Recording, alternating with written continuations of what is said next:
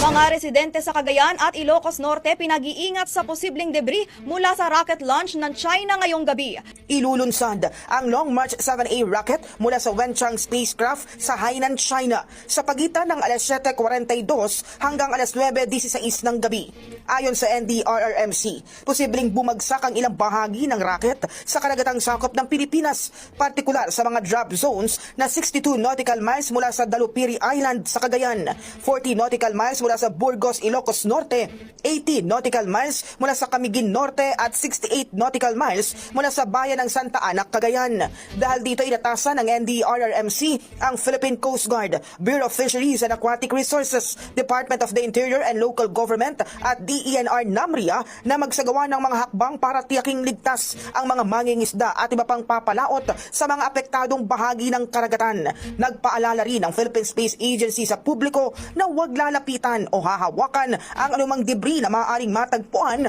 dahil ito ay posibleng naglalaman ng toxic substance.